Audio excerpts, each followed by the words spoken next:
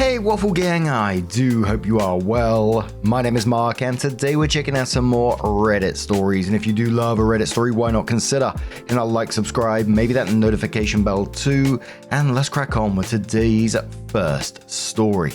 Much love guys. Now today's first story comes from the Am I Wrong and the Am I the Arsehole Here subreddit. It's from a user moststable2853 who says, am I the arsehole here for wanting to go on a trip when my boyfriend is uncomfortable with it? I, female 27, have been with my boyfriend Richard, male 39, for 5 years. We live together, we both work, we hardly ever argue, and we have a nice, quiet life. When I was in university, I had a group of friends, both male and female, that I used to do a lot of activities with. We would go hiking, snowboarding, and traveling together. There was nothing romantic going on. After graduation, a few of them moved away and I met Richard. So we stopped hanging out. Recently, I got an email from one of my friends from that group who is organizing a reunion. I've been invited to join them on a trip to Whistler. We will be snowboarding, dining, sightseeing, and visiting Vancouver since they're renting a car.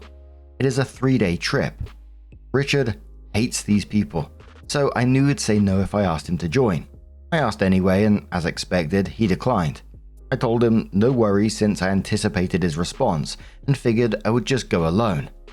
However, he got upset and said, "You're not in college anymore and your partying days are over.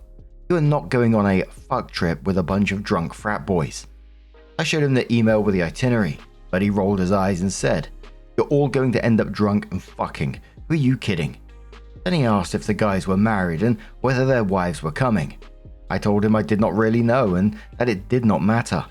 He responded, "You're not going, and that is the end of it." I feel so sad. I do not want to email my friends and I say I cannot come. I feel so sad. I do not want to email my friends and say I cannot come, but I also do not want to make my boyfriend uncomfortable. Am I an arsehole for really wanting to go on this trip? For me in this, she invited him along first. He said no, and instead of him then turning around and saying, you're going with a group of old mates, have a great time, he jumped straight to accusing her of going on a fuck trip. And then he's saying things like, "You're not going, and that's the end of it." He's a boyfriend, not a parent. And I'm not gonna lie, it made me also wonder if he's been quietly isolating her. And it may be me being just Reddit brained in this story because we see it a lot within him, but she mentioned she drifted away from these friends after meeting him, and now that they finally reconnect, his response is to insult them and accuse everyone of cheating and, trying to stop her from going all together. So it's going to be interesting to see how this one actually turns out. A commenter says, "He had the opportunity to come along. Has he alienated you from other friends and family? Is your argument-free life purely because you always obey him?" Opie says he generally doesn't like my friends. I hang out with them when he is not around, like when he travels for work. I'm low contact with my family, so we hardly ever see them, but he is okay with my family. Commenter says, "He isolates you from those you are closest to. This guy is a massive red flag. He doesn't own you. Does he think so little of you that he just thinks you're going to be sleeping around? Does he regularly think you seek attention and validation from guys? If so, I'd bet it's projection." Opie says, "Yeah, that part bothered me. I think he feels threatened because the guys in our group are younger. But why would you not trust me to act like a responsible adult? Why would he think I'll get drunk and sleep with them?" Commenter says, 1. He's your boyfriend, not your master. He does not get to dictate where you go or what you do. 2. Implying that you plan to cheat on him is incredibly disrespectful. Unless you've cheated before, he has no reason to insult your morals like this. I wouldn't stay with someone who spoke to me like this or attempted to control me like this. You're not wrong, and it's time to plan your exit from this relationship. Opie says, "I have never ever given him any reason to think like this. I've never cheated on him, ever." Commenter says, a few questions. 1. Will you be the only female at the reunion? If no, how many females? 2. Is there anyone in the friend group you have a history with, a relationship or hookup? 3. He called it a fuck trip. Have your past trips just been having fun and casual hookups? Everyone in the comments will be quick to call him controlling or insecure, but most wouldn't even stop to ask for context and get the full picture. I'm sure that dude whose wife cheated on him with her patients would have been called controlling and insecure if he didn't want his wife to go on that trip. Opie says 1. No. 3 girls, 4 guys if everyone shows up. 2. None, and that's to the relationships and hookups. And 3, never about fun and casual hookups. I did invite him to join us, but he said no. That's why I said, then I'll go alone. So OP does come in with an update and says, I keep getting asked the same questions over and over in DMs or comments, so instead of repeating myself, here you go. 1. No, you can't come on the trip instead of my boyfriend. Please stop DMing me about it. If you keep asking, I will block you. What the hell? 2. Why hasn't he proposed yet? Because he will do it when he's ready. Right now he's focused on buying a bigger place. 3. Do I work or does he pay for my expenses? I work and we split house expenses 50-50. I pay half of his current mortgage. No, he is not my ATM and I'm paying for the trip myself. 4. No, he won't be baby trapping me. I have an IUD, so he can't mess with it. We've already discussed accidental pregnancy, and if it ever happens, I will terminate it. He is not ready for kids, and we will have them when we're both ready. I'm not in a rush either. 5. Why does he hate my group of friends? He thinks they're dumb and annoying. He came out for drinks with us once when we first met and said afterwards that he couldn't stand them. They're very chatty and extroverted, while he is quiet, introverted, and hates loud noises. 6. Are other people bringing their spouses? I asked the organizer and she confirmed that everyone is except 1 girl and 2 single guys. 7. Is my boyfriend invited? Of course, but he said hard pass because 3 days with these annoying people would be torture for him. He told me, you're better than these loud idiots. You've matured. Why are you still hanging out with them? 8. I texted him saying I wanted to talk and he said, if it's about the trip, there's nothing to talk about. I replied, no, it's about us. And he never responded. He hasn't spoken to me since our argument. 9. Does my boyfriend have some infidelity trauma? I have no idea. He had a long-term ex before me who is now happily married. They broke up because she met someone else. I'm not sure if it was an affair or if she simply ended things with him to be with a new guy.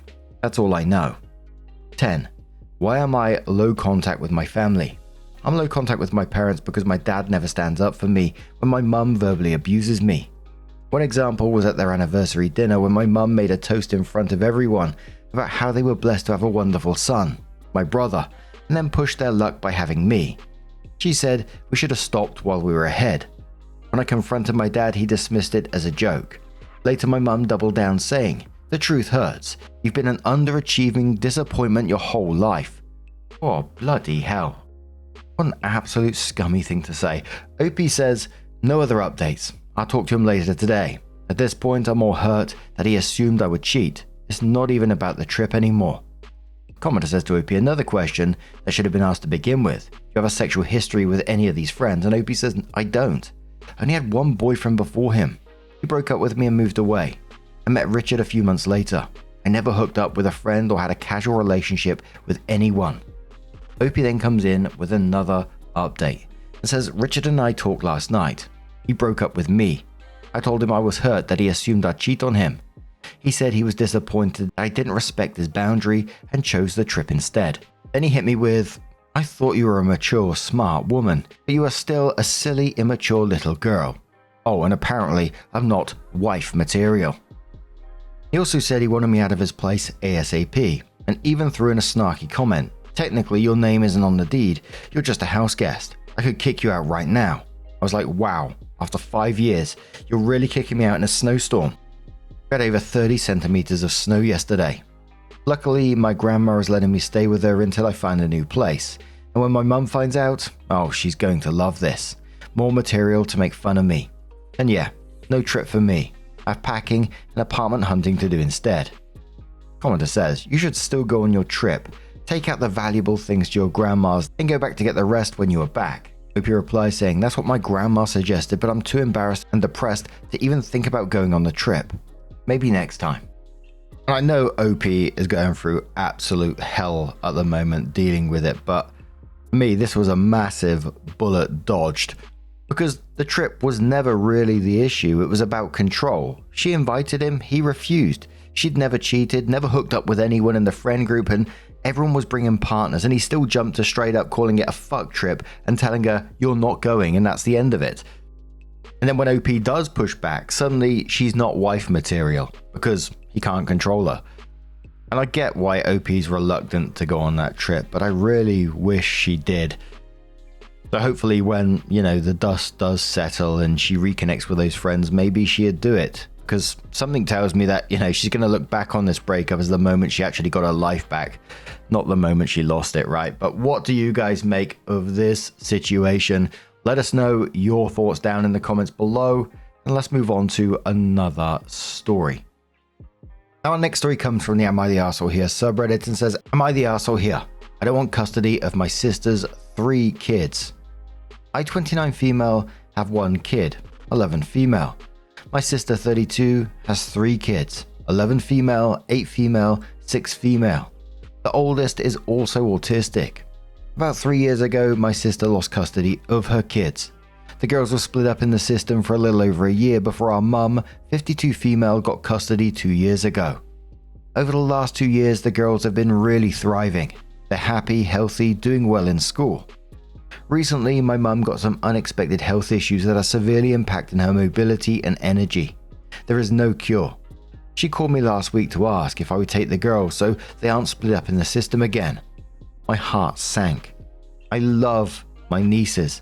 There's no denying that, and my daughter loves her cousins. The kids all get along great.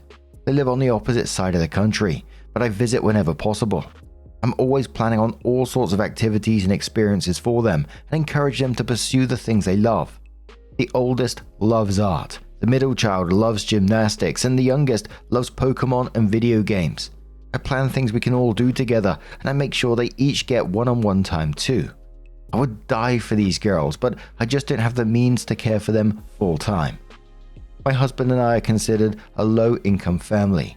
After a decade of saving, we finally bought a small 2-bed townhouse, but there's barely enough room for the 3 of us, let alone another 3 kids too.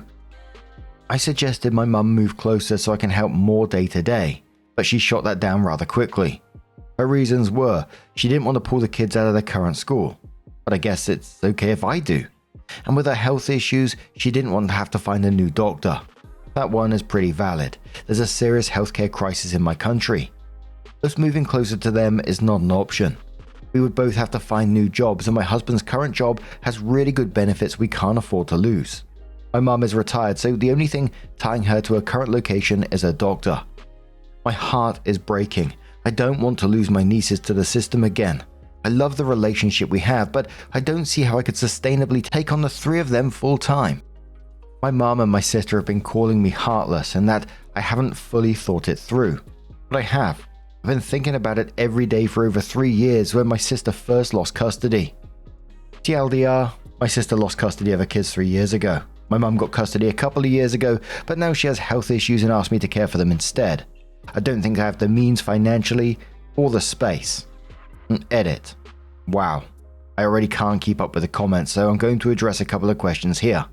The dad is not in the picture. He has 2 other kids from 2 other women that he also walked out on. My sister is on drugs and living in a tent, but it's got a great view of the lake. There's no other family that could help. My mother is also low income and her retirement funds barely cover their cost of living as is, but I will definitely be looking more into other resources and government funding. Thank you to those providing actual helpful advice and suggestions. I'm not in the US. A commenter asks OP, why can't the sister regain custody at this point? It's been years. OP says she hasn't given up the drugs yet. Commenter replies saying, well, anything she says is just worthless in that case. You also probably recognize that since you focus so hard on your mother and clearly she's a really good woman. Discussing financial support could help, though anything you needed would have to just ignore any promises from your sister. If it comes between providing for her children and drugs, we already know the choice she has made. Foster support and possible child support from the dad could help too, though unlikely the father has the 2 cents it sounds like. Not to mention, it sounds like you haven't fully considered the responsibility of taking care of an autistic child and how draining that can be at times. It sounds stressful. Of course, they're going to lean on you hard, but you need to make the right choice for you here. Hopefully you can find something that works, but if ever anyone tries to guilt trip you, know that's manipulation and you're doing what's right, while those doing it are just trying to lessen the guilt on themselves and create a scapegoat. Opie then quoted the autistic child bit and says, she struggles socially, but she's incredibly smart and likes being independent. With the right guidance, she's going to go very far in life. I have all the patience in the world for a beautiful soul. Another commenter says, someone who lost custody of her kids doesn't get to have an opinion about my parenting choices. Where's the dad? Because she and he let them down, not you. Time to be honest. Opie says the dad is a deadbeat with 2 other kids from 2 other women. Commenter replies saying, what's your husband's view on this? Because his opinion matters too. Opie says he works 60 hours a week with an hour-plus commute. He's barely home unless it's to sleep. At the end of the day, he supports whatever I decide. But I think that's because he knows it'd be me doing the vast majority of the heavy lifting. A commenter says, certainly not the arsehole here. If you ask child services to come take a look at your house and tell you if you could take in 3 more children and still have them thrive, I'm sure they would say no. You don't have the space, the money, nor the time to take in all 3. Your mother can't move closer to you, and you, having just gotten a new place, certainly can't move closer to her. I don't see a way in which this works without the girls getting taken again anyways. That being said, my heart breaks for you, and I'm deeply sorry. It's not your fault. Can you still keep in contact with them if they're in foster care? Even if just knowing that their family didn't give up on them would make a world of difference, I think. And what is your sister doing? Does she see the kids at all? Is she helping your mother in any way, or is she out of the picture and just pointing fingers at you as the only person left? That doesn't seem fair to me. Opie says my sister is not allowed to see the kids unless it's CPS supervised, and she can provide a clean drug test, which she can't.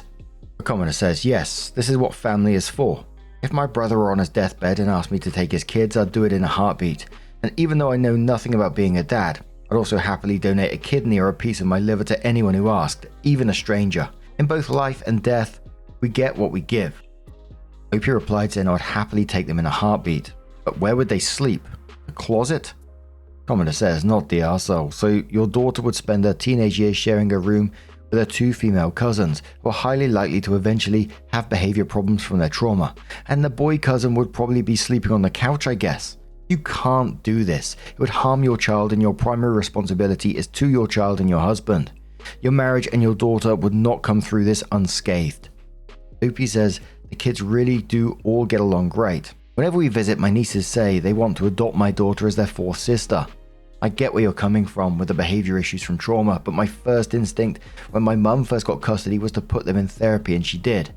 They really are thriving now, and my patience knows no bounds when it comes to those kids.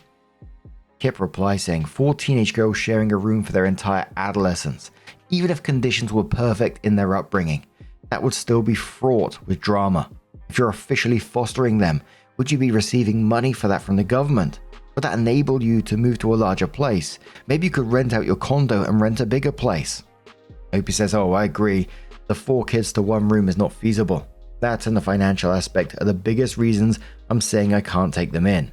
If I did have the money and space though, my daughter and my nieces would love all being under 1 roof. Lilac Red says, not the arsehole. What does your mum expect? She's okay with 4 kids crammed together in 1 room to sleep in. 6 people to 1 bathroom, and the emotional fallout of the change and everyone in a small space together, as well as 3 more hungry people to feed and clothe. Your mum knows how expensive it is to have these kids. How does she expect you to do it? It's entirely plausible to temporarily place them through a caseworker while the family comes together to brainstorm any possible solutions, even if the end result is still no. Your mum has to know that it's not like you hate these kids. The money and the resources aren't there. What is she expecting? Very cruel for people to dump it all on you and call you heartless. Not cool, and I'm so very sorry. You're doing the best you can. Hugs. Opie says thank you. It's been a very long-running pattern that I'm expected to pick up the pieces of every mess in this family. I've worked my butt off to give my own daughter a better life than I had. I would do the same for my nieces in a heartbeat if I thought I could actually sustain it. Commenter says, did the kids have godparents you could get in contact with, or is that you? Because if it is, you did ultimately agree to care for these children in the event of emergency. This is that emergency. Or does your sister have any old friends that aren't addicts that could care for them while you figure stuff out? Opie says the godfather, kid's uncle, is dead. We all went no contact with the godmother, our cousin, after she married a pedo. My sister's only friends are just as reliable as my sister. Lakeview says, my goodness, that's heartbreaking. My question is, why can't your sister move in with your mother and help raise her own kids? That's the logical decision. You can't sacrifice your family. You don't have the space or the resources. It's terrible that your sister made so many bad decisions. If you had a larger home with more money, perhaps things would be different. What they are requesting is impossible. It's not right for them to put that onto you. Opie says my sister is not allowed visitation unless it's CPS supervised, and she provides a clean drug test, which she can't. If my mother lets my sister move in, she would lose custody too. And Opie does update the post and says it's been a hectic month, but before I dive into the update, I wanted to address a few more comments and questions from my last post that I was just too overwhelmed to elaborate on at the time. I'm sorry if it's a bit long. You can skip to the bottom for the update. I've spoken to the kid's caseworker. She interviewed me when my mother was first trying to get custody to ask about my upbringing and ensure it would be a good environment for the kids. I reached out more recently to go over logistics if I were able to take them in. The caseworker told me she thinks I'd be a great fit to give them a stable home, but I lack the adequate space needed to be approved as their guardian. She offered to look into low-income housing options in my area that'd be big enough, but the wait lists are unbelievably long. Finances. Yes, we would receive a decent chunk of funding per child, and twice as much for the eldest who's on the spectrum, to help cover the kids' costs. But it's money that I'd be spending on food, clothes, and other day-to-day necessities, not money I could put towards a down payment on a bigger house. That financial assistance also wouldn't be considered income as far as my mortgage approval goes, because it's money for the kids, not me. And when I say we just bought a small townhouse, I meant we closed a little over a month ago and haven't even finished getting settled yet. It also took our entire savings to do so. We are financially sitting back at square one again. Breaking our brand new mortgage, not to mention the legal costs and realtor fees, etc., is not financially feasible. We also receive first-time home buyer rebates in our closing costs / land transfer tax, thousands of dollars, that we'd have to pay back if we don't live in our new house as our primary residence for at least a year. The rent prices where I live are about twice the cost of my mortgage, so even putting aside all of those factors, renting again still just doesn't make sense. The math is not mathing. If I could just win the lotto, my problems would be solved. Luckily, my husband has an amazing benefits plan for his work, so dental, glasses, meds, and even therapy are all covered and would extend to the kids if we got custody. All three need glasses, and the youngest has a nasty habit of losing or breaking hers. Caring for special needs. I mentioned the eldest on the spectrum struggles socially and with emotional regulation. She's also incredibly bright and appreciates her space and independence. I spent a lot of time volunteering with special needs kids when I was in high school, and I know how difficult it can be. My niece is not what I would consider difficult. She might operate a little differently, but it's nothing out of my scope. My daughter is actually very similar to my niece in all of these aspects, and as I said before, my patience knows no bounds when it comes to these kids. I'm also fortunate enough to have the opportunity to work from home when needed. I do have to go into the office a couple of days a week for some tasks that can't be handled remotely, but it's flexible enough that I can be at home for emergencies, sick days, or even if it's just to go see their school talent show or something. My husband, on the other hand, has a very demanding job. It's impossible to do remotely, and it's not something he can easily call in sick from. Even if I had a huge emergency, we'd have to wait for his replacement to enter the control room before he could leave. Building resentment in my husband and my daughter. I've talked about this with my husband extensively since my sister first lost custody. He knows how much I love those girls and would support my decision to take them in if we could swing it. Well, I haven't talked to my daughter about it because I don't want her to get her hopes up over something that likely can't happen. I can say that she's begged me for a sibling every year since she was a toddler. She's had a really hard time with bullies at school, and her cousins are her best friends. She would happily welcome them all with open arms, even if it meant being cramped in one room. The update. My mum and nieces are currently visiting me. We're camping just outside my city, and we seem to have found our compromise. My mum is going to take the year to scrape together what money she can for a down payment to move closer to me. She's also going to ask her doctor about referrals to a doctor in my city. In the meantime, I've offered to take the girls during major school breaks, summer, spring break, and Christmas. The house will still be very cramped during those weeks, but we spend the majority of the summer camping anyway, so the tight quarters aren't for very long periods of time. My husband, I truly don't know what I did to deserve him, has offered to work as much overtime as he's allowed to help us replenish our savings and hopefully get a bigger place when it's time to renew our mortgage. My work won't let me do any overtime.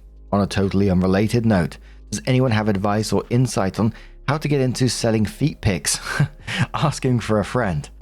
My sister found my original post and has been blowing up my phone with nasty texts and voice messages. She even made some wild Facebook posts about what a traitor of a sister I am. I simply don't have the energy to listen to her 2 cents on the matter, so I'm ignoring her on all fronts. We definitely can't take custody anytime soon, but we haven't shut down the possibility of taking them in the future when it makes more sense. I think this possibility is what's keeping my mother cooperative for the time being. This will likely be my last update, unless the plan for my mum's move next year craps out. Knock on wood. Thank you to everyone that gave genuinely helpful advice and support. Time to go swimming. A commenter says to OP, renew your mortgage. Mortgage is a loan to purchase a home that is 15 to 30 years. Do you mean a lease? A lease renews yearly. OP says our mortgage is 30 years, but it gets renewed every 3 years. Crafter replies saying, depending on where OP lives, mortgages can be renewed every few years.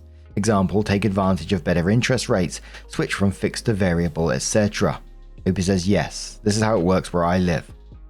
Another one says, you going to do this over the kids' heads. If this angers them, you don't help them. It sounds like you're more concerned about money. You don't break a mortgage, you sell for more or rent it out for income.